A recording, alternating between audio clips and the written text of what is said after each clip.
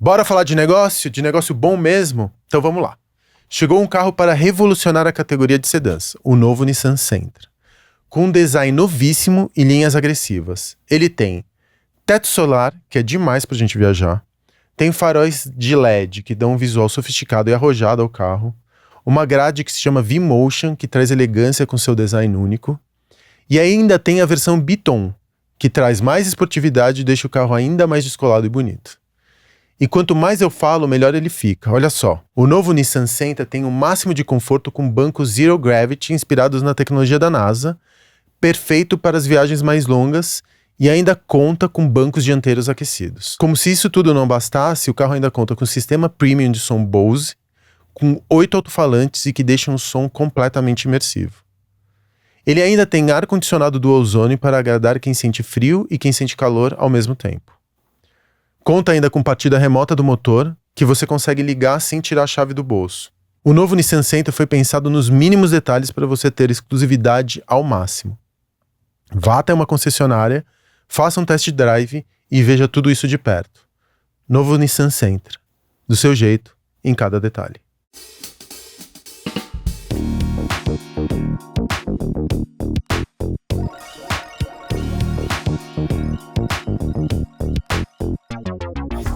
Bem-vindos a mais um Divan de CNPJ, episódio número 70. Tô com a honra de ter aqui ao meu lado o Shane Young, da Velocity. E você é neozelandês, né? Só sim. E você chegou aqui no Brasil por quê, Shane? Eu conheci o Brasil pela primeira vez em 2008. Eu veio de passear mesmo. Bateu a crise financeira do mundo, né? Aquela global crisis, sim. na época. Nos Estados Unidos, começou nos Estados Unidos. Estados Unidos, aí foi, chegou lá na Austrália, numa empresa que eu estava trabalhando na época. Você morava na Austrália? Morava na Austrália. Eu saí de Nova Zelândia quando eu tinha 10 anos, com meus pais.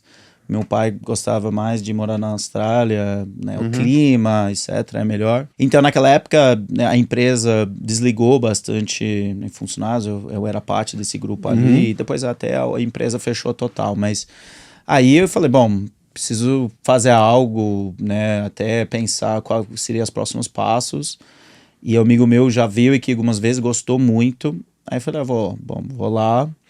E eu acabei passando 3 meses. Fiquei 3 meses Turista. aqui. Turista, total. Mas você foi pra qual... Porque é difícil você vir pra São Paulo, né? Você não veio fazer turismo em São Paulo, ou veio? Eu veio fazer São Paulo e depois eu fui pro Sul. Eu fiz vários lugares no Sul mesmo. Tinha uns amigos que tinham casa lá, fiquei lá.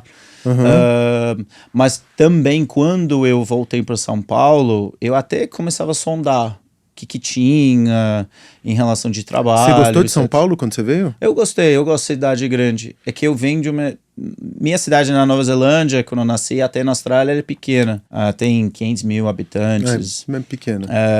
Então, aquela coisa de cidade grande, eu sempre gostava, né? Muita gente, muita coisa acontecendo. Não te assustou chegar em São Paulo assim? Você não ficou meio perdido? Você já tinha uma base de amigos aqui, não? Não. Eu vim com um amigo australiano e mais 2 chegou 1 mês depois. Então, pelo menos tinha, né, assim, sempre comigo. Em que bairro que você foi morar? Desculpa pela curiosidade. Não, eu tava morando na Vila Madalena. Ah, tá. Então, naquela época, assim, tava o bairro, né, tava cheio de bares, enfim, eu gostei muito. E eu tava também, tinha uma hostel perto. Então, pelo menos, podia ir lá conhecer outros estrangeiros também. Então, porque na época eu falava nada de português. E é difícil também as pessoas falarem inglês aqui, né? Sim. Não é muito comum. Eu acho que cada vez mais, né, talvez a geração mais jovem agora tem, né, acaba, acho que, pegando mais inglês. Mas quando eu cheguei, estava muito pouco. Não tanta gente falava inglês naquela época, não. Então, tinha um hostel perto, tinha uns amigos. E aí, acabei conhecendo alguns brasileiros também, que falavam inglês, então... Quantos anos você tinha na época? 2012? Não, isso foi em 2008. 8? Então... Essa foi a primeira vez que você veio para São Paulo? Sim. E aí você voltou para a Austrália? Aí eu voltei para a Austrália. Voltei, trabalhei normal e fiquei uns 2 anos na empresa lá. E morava no Brisbane. Que eu estava baseado. E depois, em 2010, eu estava casado com uma brasileira lá. Aí ela queria voltar, então a gente voltou junto. Mas sem nenhuma intenção que eu ia voltar com trabalho ou qualquer coisa assim. Mas como eu tinha gostado na época, eu falei, bom, acho que agora dá para tentar novamente um pouco mais sério. E vocês voltaram para São Paulo? Aí voltamos para São Paulo, moramos em São Paulo. Aí com isso aí foi buscando, eu acabei achando uma empresa eu sou do mercado financeiro, então eu entrei numa empresa de investimento imobiliário, então eu trabalhei lá e eles tinham investidores americanos, então eu fiquei meio nessa função de e naquela época eu falava um pouquinho melhor português, então eu conseguia meio trabalhar nos dois lados. E fiquei mais 1 ano e meio trabalhando lá. E aí quando você ficou esse ano e meio, aí 2012 que você resolve abrir a Velocity? Foi no final de 2012, começo de 2013, quando eu fui conhecendo o mundo desse estúdios boutiques, né, e focado em bike. Tinha umas outras modalidades também, mas essa era especificamente a bike. Então, eu conheci uma funcionário que de um cara que acabou sendo o meu sócio hoje, que fundou junto comigo, um australiano, e ele tinha uma empresa de private equity em Nova York, e ele estava com o interesse de abrir aqui. Só que ele estava sondando o mercado, porque ele sabe que não existia essa modalidade aqui, esse tipo de conceito. Aí ele tinha interesse de conhecer, e a gente foi falando. Foi para Nova York, eu fiz as primeiras aulas. E com isso eu... Ah, você fez as primeiras aulas em Nova York. Mas você tinha o hábito de ser ciclista, porque o campo do ciclismo se expandiu muito de 10 anos para cá, né? Muito. A gente percebe que você vê cada vez mais pessoas, especialmente pessoas assim de 30, 40, 50 anos, se dedicando ao ciclismo, porque eu acho que também tem uma coisa do baixo impacto que traz, né? Não é um esporte que te demanda muito, quer dizer, que te causa muita lesão. Eu tenho vários amigos de 40 e muitos anos que hoje vão fazer viagens para gringas só para pedalar. Sim. Muitos. Tem vários, principalmente na Europa, você faz de 1 semana, assim, de passeios. Mas, então, esse tipo de conceito não era conceito de ciclismo. E eu era mais desse lado do ciclismo. Eu gostava mais de treinar, mas eu venho sempre de esporte, de competição. Jogava rugby, natação, triatlon, etc. Então, esse conceito, quando eu fui, que era um conceito que hoje somos, trabalha um pouco mais na parte mental do que falando, ok, esse é o seu treino hoje, foca no parte física, e aí isso vai se sentir melhor. Esse outro lado, não, trabalha no parte mental e por consequência disso você vai ter um resultado físico. Explica melhor, como assim trabalhar na parte mental?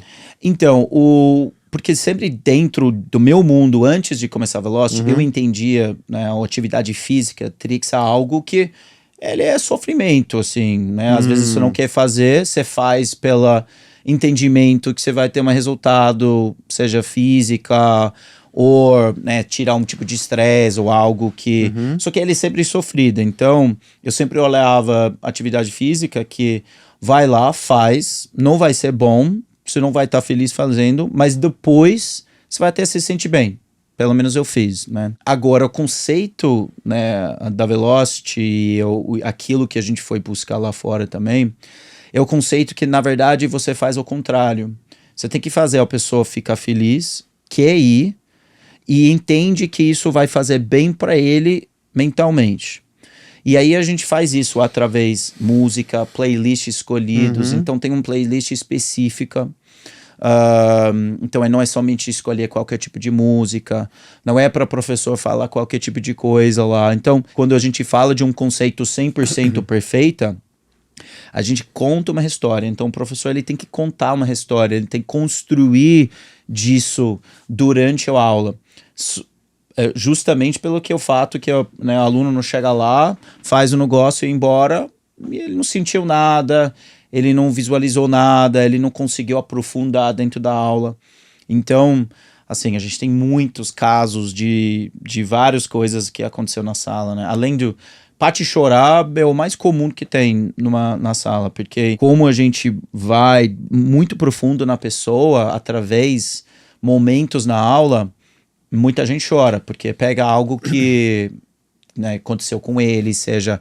Talvez eles teve um momento muito difícil na vida deles, eles teve que lutar e eles conseguiram, né, a vencer do que for.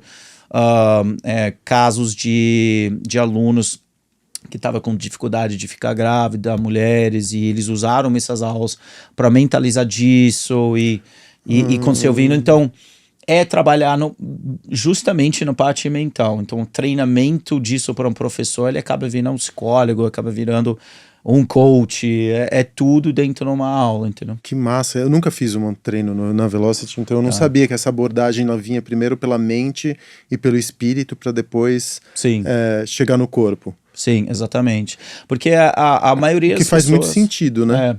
Porque se você já não está bem mentalmente, é muito difícil você vai ter qualquer resultado física, se você quer, né, ter isso. Porque a maioria das pessoas fala, o que você quer? Se você vai, eu quero emagrecer.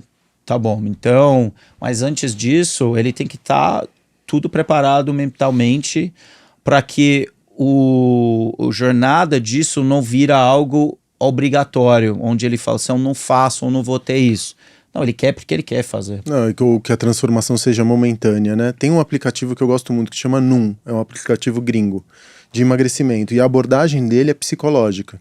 Fala, não adianta você querer emagrecer se você vive com ansiedade, ou vive deprimido e desconta todos esses efeitos da mente na comida, porque tem muita gente que não come. Aliás, acho que a maior parte das pessoas não come porque tem fome. É muito raro você sentir fome numa sociedade ocidental contemporânea. A não ser que você seja muito desprivilegiado, mas mesmo assim tem indústria alimentícia que te vende lixo, né?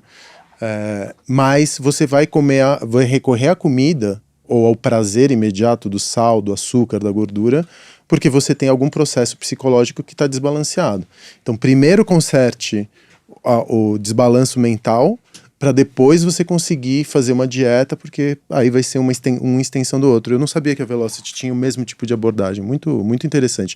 E o professor, ele tem que passar, então, não é um profissional de educação física, ele também tem que passar por um treinamento rigoroso antes de entrar, suponho eu, né? Sim. Vocês têm uma cartilha definida? Como que funciona o processo de treinamento desse profissional? Ele começa, ele tem que ser né, tem que ter registro de educação física, então tem que ter a CREF para dar aula, mas ele recebe, hoje, se a gente olhar, né, alguns anos atrás, 8 anos atrás, quando a gente começou e até hoje com o tamanho que estamos, o crescimento, a gente teve que ajustar o treinamento, porque o treinamento anteriormente estava 6 meses. Então, 6 meses para a pessoa entrar até ele começar a dar aula. Tem um certo momento que isso acaba sendo inviável no modelo de negócios, né? Porque se você está querendo abrir, né, esperar 6 meses para a pessoa dar aula é meio inviável. Mas naquela época, porque para ensinar ele não somente a estrutura da aula, então a parte técnica, que em tese né, deve ser fácil, mas não é tão simples assim.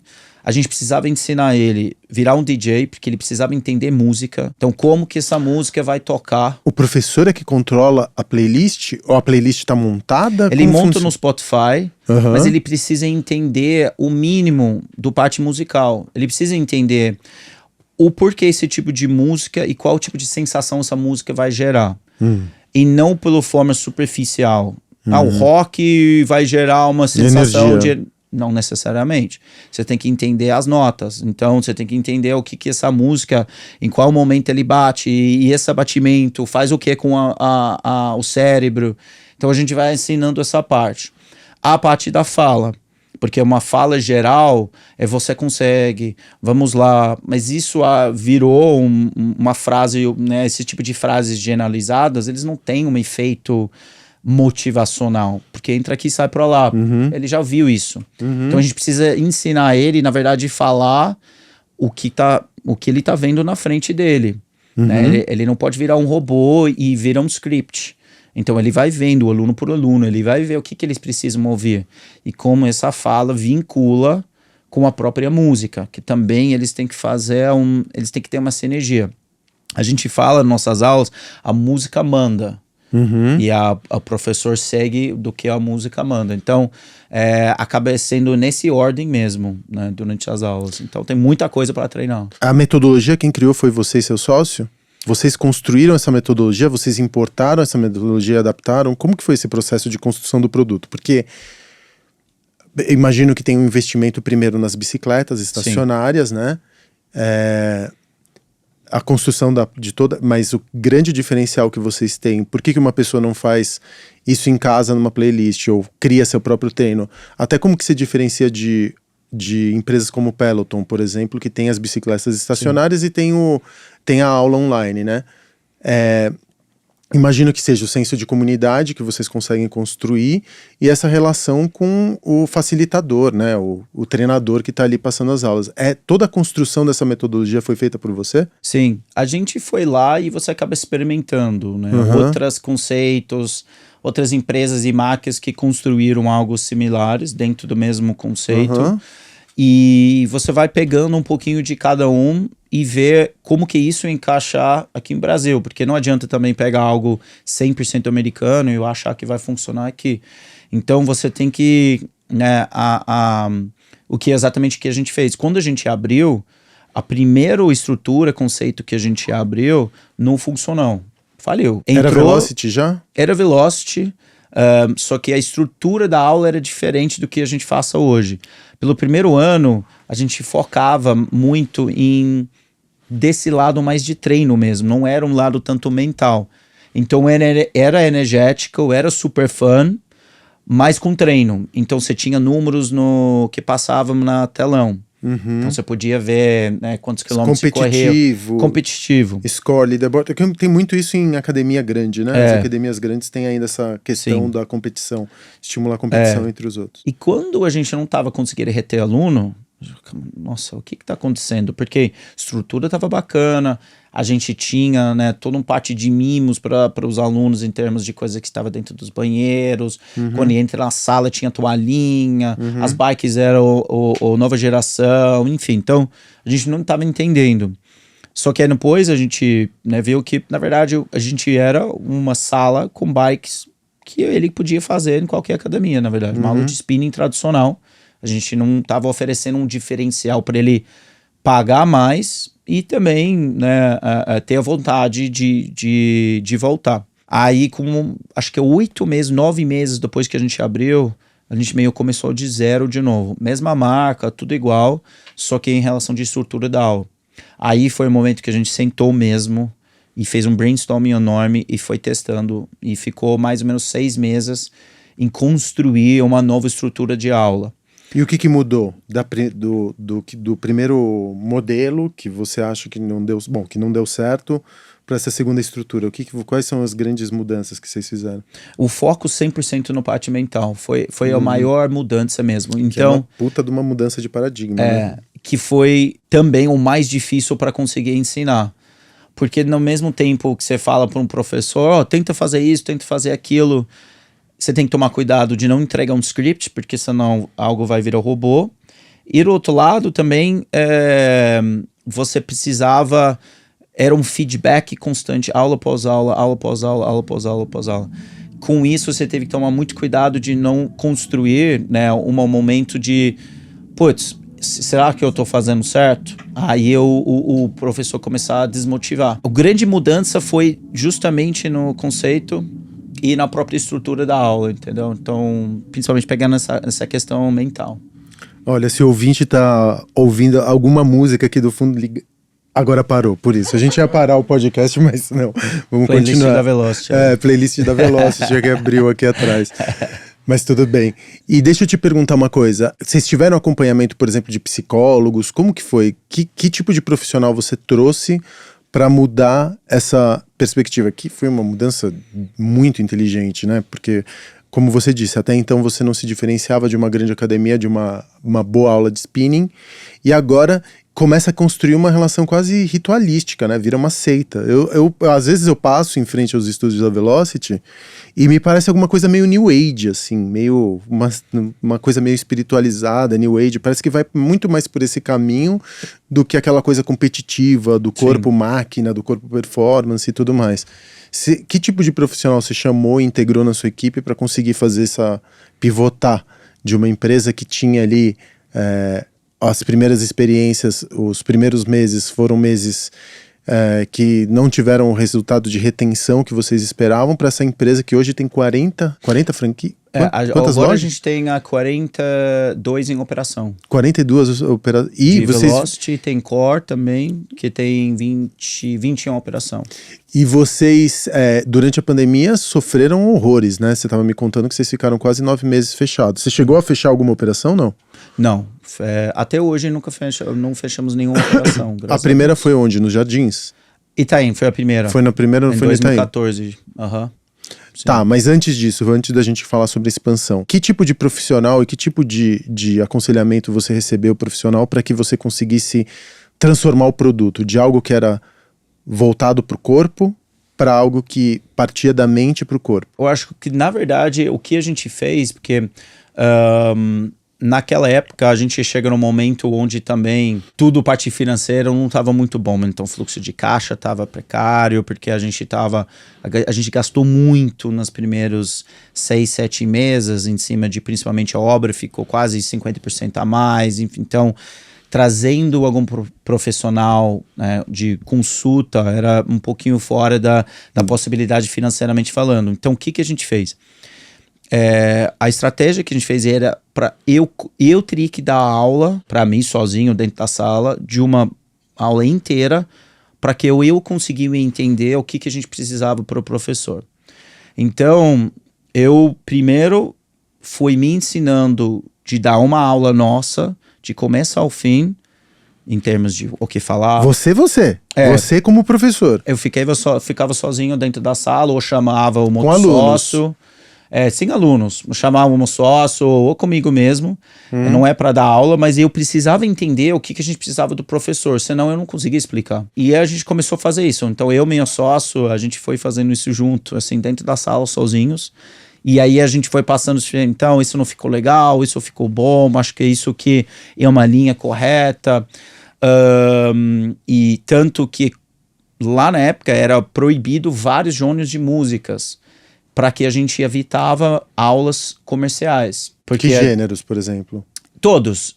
Qualquer coisa que você escutava no rádio, porque se você escutava na rádio, você já construiu algum tipo de mindset com essa música. Para você, e se você teve um momento ruim com aquela música, e isso tocou na aula, você estragou a sua aula. Então a gente tocava músicas que eram não conhecidas, mais eletrônica? Eletrônica, mas também de todos os tipos, até só de instrumento, ópera, várias coisas. Mas para que a primeira vez que você está escutando, é a primeira vez que a gente está construindo essa mindset. E a gente viu que isso começou a ter um resultado muito bom. Em termos de feedbacks de alunos que estavam vindo. Então, quando a gente chega no momento e fala, a gente está com um produto que a gente acredita, agora está sólido, aí foi o momento que a gente foi no mercado para buscar um embaixador para ajudar a gente, né, a aumentar os números. Mas aí o professor fala com os alunos durante o percurso todo, Sim. né? Hoje você tem quantas aulas de entrada? Quando você vai na Velocity, você tem diferentes níveis, as aulas são para todos os níveis? Para todos. São sempre para todos os níveis, Sempre. Você não diferencia por nível. Não. Cada um faz aquilo que conseguir Sim. fazer dentro do percurso que é dado. E que tipo de produto você tem dentro da Velocity hoje como aula? Todas as aulas são iguais ou não? São todos iguais e a gente acaba fazendo... Cada professor tem seu perfil, então você acaba oferecendo um certo diferencial em termos de uma aula, dependendo do professor. Porque hoje em dia, né, o playlist que ele toca é algo mais do perfil dele. Tem alguma coisa também relacionada com Peloton e com o Apple Fitness? Porque eu cheguei a fazer umas aulas de remo Sim. no Apple Fitness, e eu me lembro que cada professor tinha uma determinada personalidade, e cada personalidade era pautada por uma playlist, e ele falava muito da playlist que ele ia usar na aula, né? Quer Sim. dizer, vai num campo de energia também, porque aulas que tinham, por exemplo, dance music, eram mais intensas, tinham aulas que eram mais relaxantes, e isso ia muito pelo gênero musical que era escolhido para o percurso, né? Sim. Isso é recente, né? Mas vocês Sim. começaram a fazer isso, sei lá, quase 10 anos, né? A gente flexibiliza muito mais hoje justamente o perfil do professor, porque antes teve um pouquinho dessas regras mais sérias sobre o tipo de música. Hoje não, hoje é mais aberto, mas o conceito em si tem que ser igual.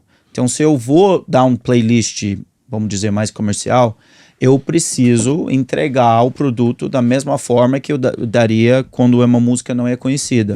Em relação de criar um momento, aprofundar na música. Então, a gente fala, não pode simplesmente subir lá e faz um uau, uau, uau, assim. Não, você precisa construir uma experiência diferenciada para o cliente. E essa narrativa de aula, se você pudesse dizer quais são os tempos e movimentos dessa aula, qual que é a liturgia que está em torno de uma aula da Velocity? O que você entrega como narrativa? Você tem, dentro dos primeiros minutos, imagina um aquecimento, então enquanto isso o professor está falando com você. Sim.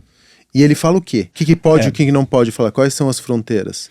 A gente fala muito que é menos é mais, né? Então, a gente tenta ensinar o professor que evita uma fala extenso, uma fala que não tem um objetivo. Então, aquela fala que só enche porque tá silêncio. Só que silêncio é o momento para a pessoa conseguir justamente aprofundar. E assim, ele é uma onda, a aula. Então ele tem sobe e desce, sobe e desce, sobe e desce, porque ele não pode ficar numa linear. Flat, então, né? ele não pode ficar flat. Então, acaba sendo, a gente tem um aquecimento, vamos dizer, mas ela é preparatoriamente mesmo. Então, tanto o físico, tanto a mente. Então, o professor, nesse momento, principalmente para alunos novos, ele vai preparando toda a postura, como que a pessoa está sendo tecnicamente, para que ele tenha base para aproveitar o resto da aula. E com isso, a gente vai trabalhando os playlists e as falas, eles vão junto. Então, a fala vai aumentar junto, ou ele vai descer. Então, ele vai ficar um pouco mais silêncio nesses momentos mais baixos, para a pessoa entrar numa profundidade mais de visualizar, de pensar em coisas que ele quer atingir na vida, etc.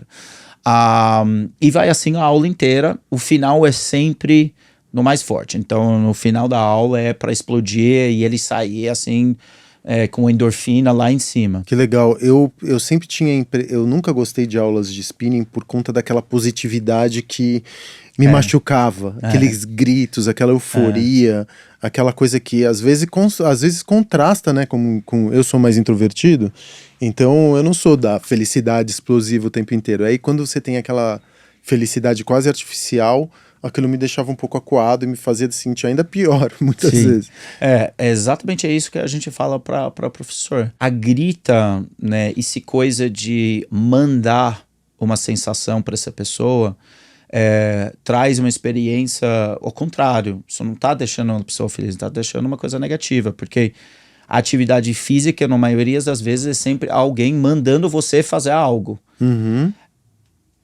Já não basta ele pedir para você, mandar você fazer algo no física. E aí começar a pedir para você, mandar você fazer algo também, ou pensar. Pensa isso, pensa aquilo, faz aquilo. Então, você tem que construir isso em conjunto. O professor tem que ser uma única, em sintonia com os alunos. Tudo isso que eu tô falando, né, ele é extremamente difícil de fazer. E assim, não é que a gente consegue fazer isso de uma forma perfeita todas as vezes e todos os professores.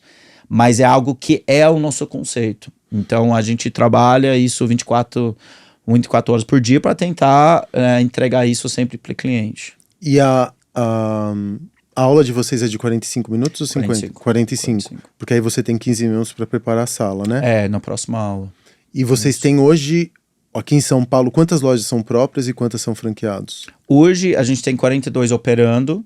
A gente tem 6 unidades que são próprios, e os outros são franquias.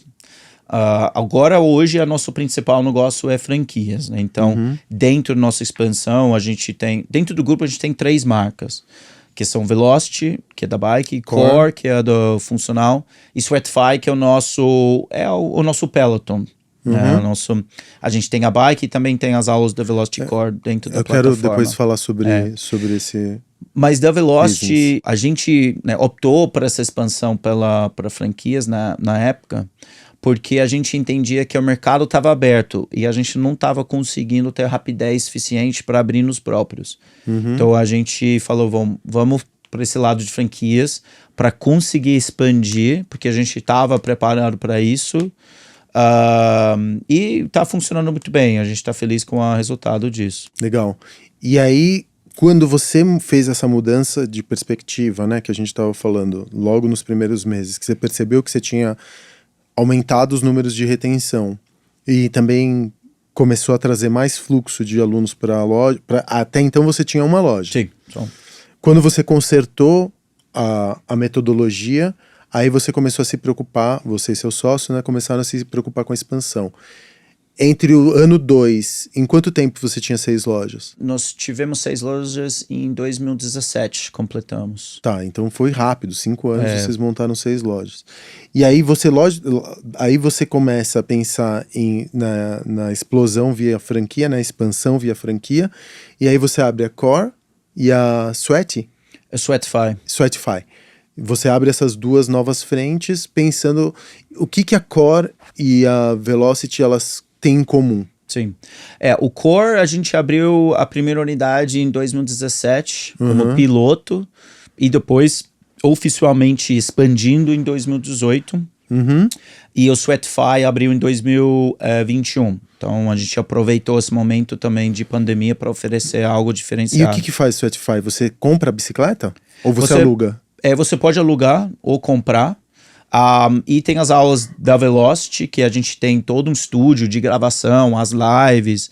A bike que a gente tentou literalmente trazer a aula da Velocity para a casa da pessoa. Então, várias coisas que a gente faça ali dentro da sala, ele consegue fazer igual dentro da casa dele. Mas também ele pode usar o bike qualquer uma. Então, as aulas, pela conexão da nossa bike, ele tem todas as ferramentas. Agora, se ele não tem a bike, ele acaba fazendo só a aula e não tem a gente tem a conectividade social, eu consigo interagir com os outros alunos, a bike me mostra se eu tô pedalando no ritmo da música. A então, bike é de vocês? Foi desenvolvida por vocês. Mas vender esse hardware é difícil também, né? Porque vocês importam tudo da China, suponho eu, vocês fabricam fora, importam, deve ser um custo alto, né? Ele é uma operação bem diferente do que a gente está acostumado, mas no mesmo tempo a gente foi bem cauteloso, então a gente também não trouxe uma quantidade, né, muito acima do que a gente imaginava que ia vender ou locar.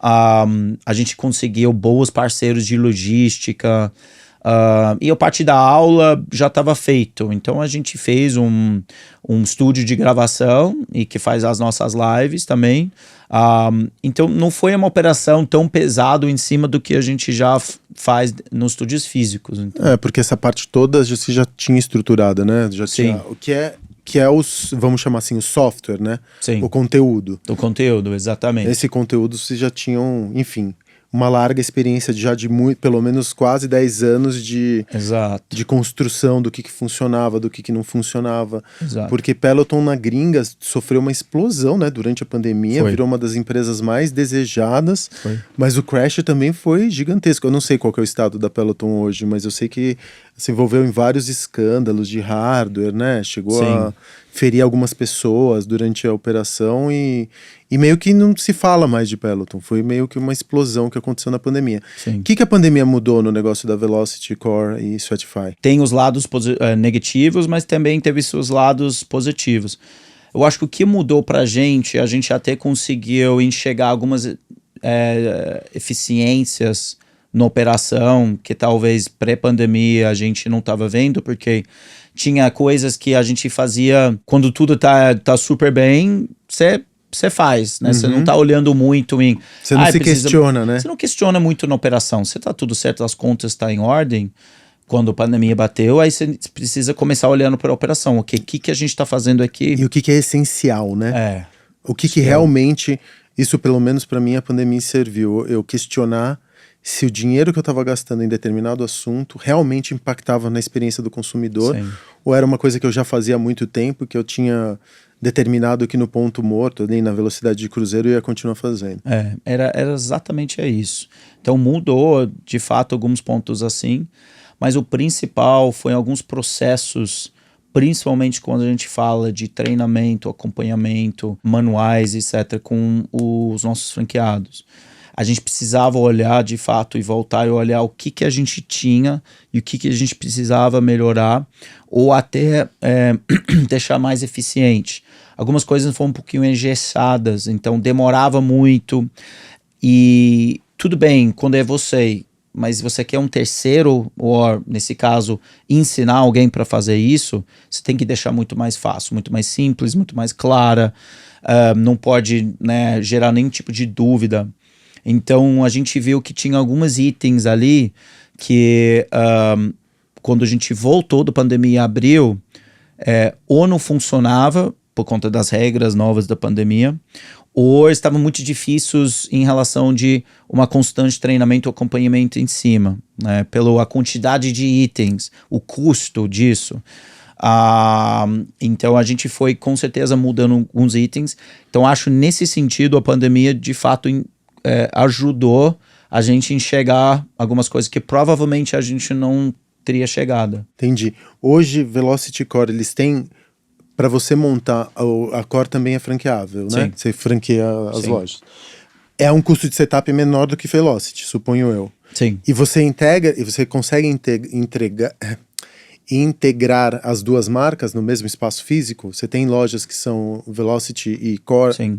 no mesmo espaço físico? O nosso modelo híbrida, que a gente chamava, era estúdios que tinham os ambos, só que Core era uma sala e basicamente o resto do estúdio era Velocity. Isso a gente fez por uns 2 anos. Acredito que a gente tem umas 10 unidades assim hoje. E a gente aí foi um ponto que um pouquinho antes da pandemia que a gente parou fazendo isso. Porque o Core sofria em termos de branding. Porque você entra no estúdio, tudo, comunicação visual, é Velocity. Aí você tinha uma sala Core.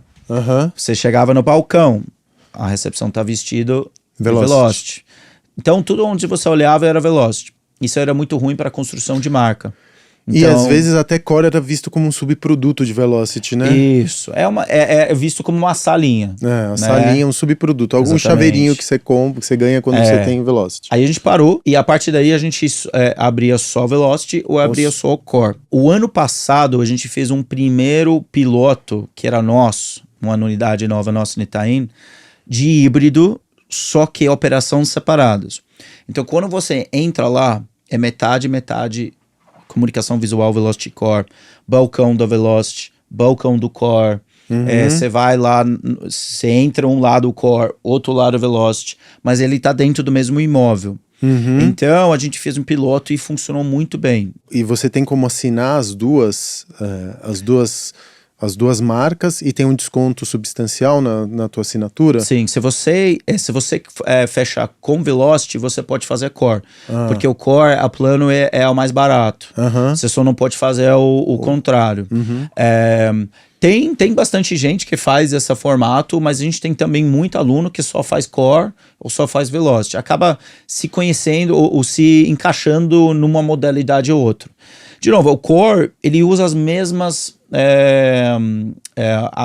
conceitos da Velocity em relação à parte mental, só que é muito difícil você conseguir aprofundar numa aula de funcional igual da Velocity.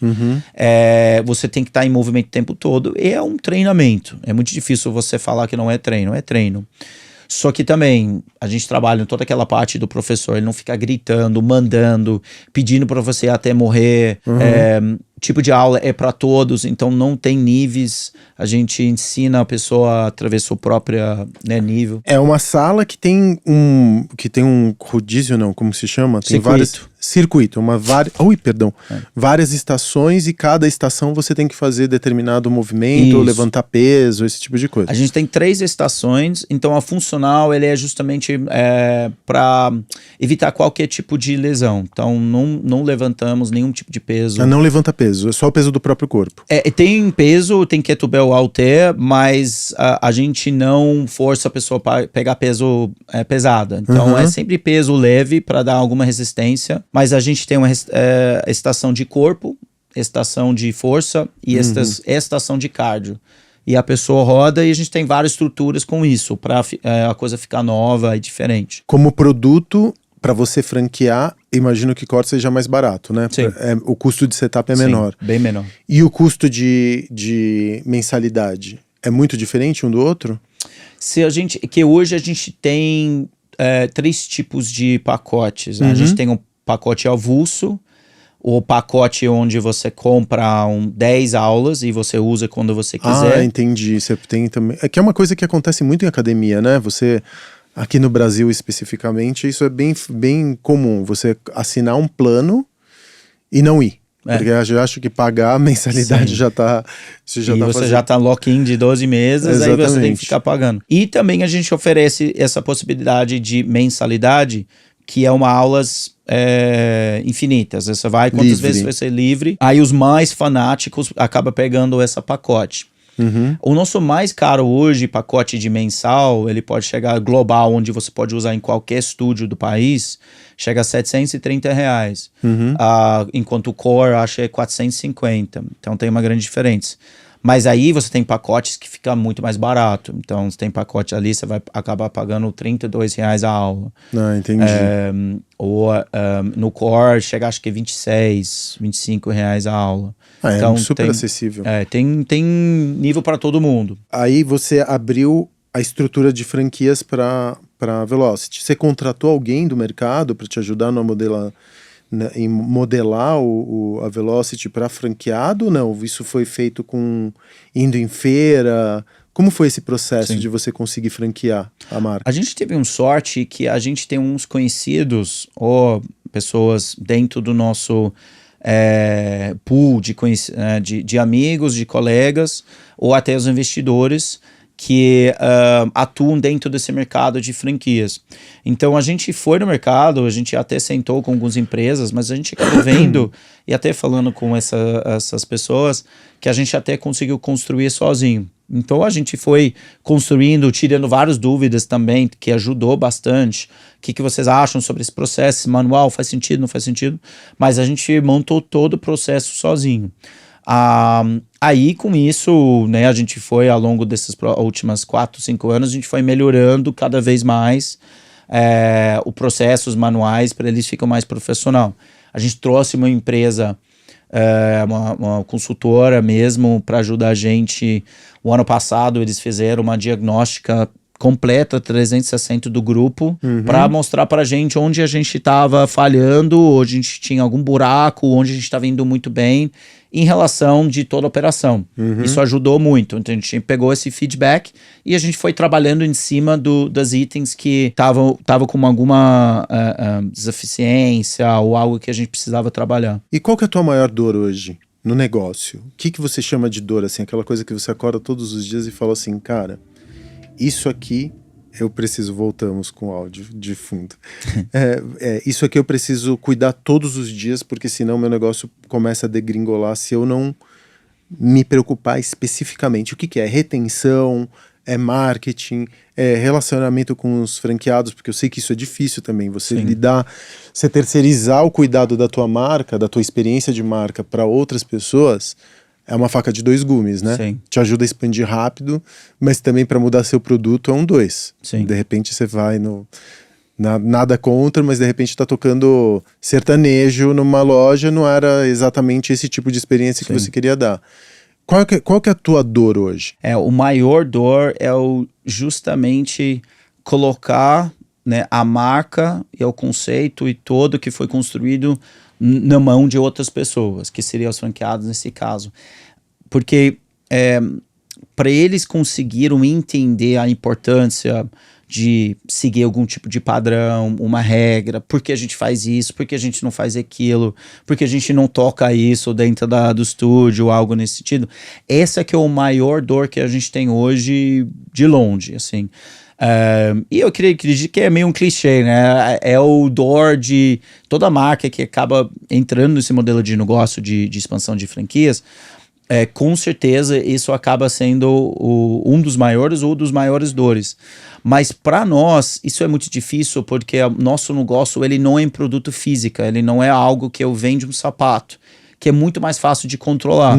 Ele só precisa vender esse sapato. No pior dos casos, você chega na loja e ele tá tocando sertanejo quando deveria estar tocando outro gênero. Ok. Pra gente, ele tá... Tudo que é ali dentro é humano. Então, o professor... O que o professor está falando, tocando dentro da sala, como que a sala está sendo gerenciado, ao treinamento e acompanhamento da recepção, tudo que está sendo, o tom de voz com os alunos, como que a marca, o branding e marketing está sendo feito dentro da unidade. Para a gente, isso está muito complicado para o nosso modelo. Graças a Deus, a gente não teve nenhuma situação grave até hoje. Você nunca teve que tirar a tua marca de uma loja? Não. Mas Sorte a gente tem que falar, às vezes, um pouco mais duro. Como que você controla, cara? Você tem webcam? Como que você acompanha o serviço? Você tem câmera Você acompanha as aulas? Você sabe o que está acontecendo em cada uma das unidades? Você faz a amostragem? Como que você controla o nível do serviço? A gente está no momento agora de, na verdade, estruturar melhor visitas surpresas. Então, a gente está aumentando a nossa equipe para conseguir fazer mais visitas surpresa nas unidades. Isso é que a gente faz. Mas nosso maior, vamos dizer, webcam hoje é o social media. Porque todo mundo posta quando eles vão fazer a aula. Então, a gente acaba vendo quase tudo. Cada loja, Velocity ou Core, tem a sua própria conta na cidade onde ela está instalada. Não. Então, não. É uma só para tudo. Só que as pessoas, eles vão fazer uma hashtag ou marqueia. Então, a gente tem uma equipe que vai cuidando todos os reposts e vai monitorando diariamente. E são centenas. Então, eles vão um por um e dá para ver qual unidade é e o que essa unidade estava fazendo. Então, ajuda muito nisso. Mas, com certeza, escapa ali. Não temos que conseguir ver tudo o tempo todo. Você acha que filmar as aulas teria uma questão de privacidade envolvida dos alunos? Ainda que fosse de costas, assim, pelo menos para você ter ideia do que está acontecendo? Não, isso nunca chegou a ser... Todas as unidades têm webcam. Né? No mundo ideal, a gente teria acesso, né, ao feed. Eu sei que qual que é aquela marca de hambúrguer?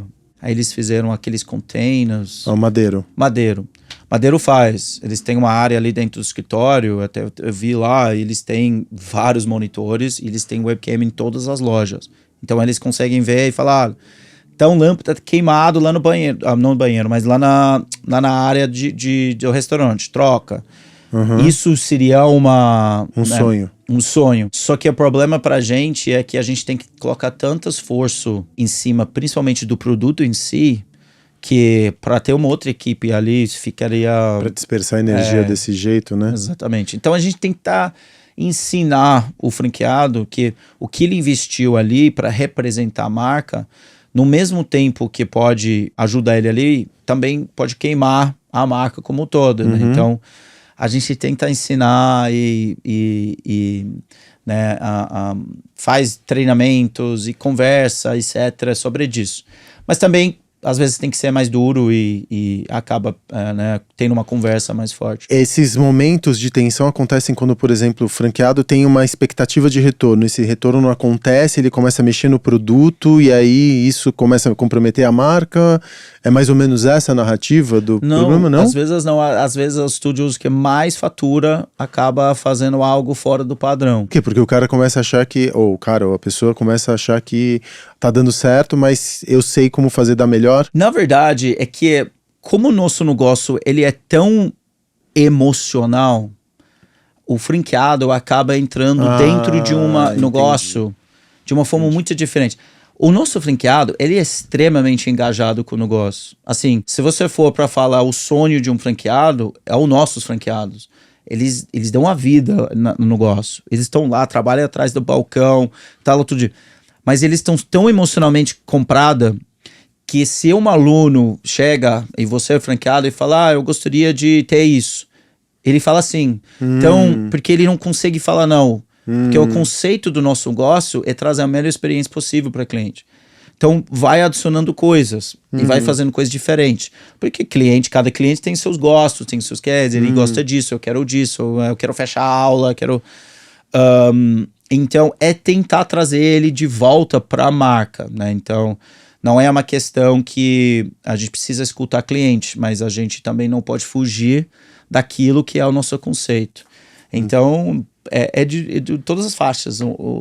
Os franqueados que mais faturam também acaba fazendo coisas fora do padrão. Para encerrar, quando você pensa agora nesse grupo que você montou, né? Começou com Velocity, depois foi para Core, agora Sweatify.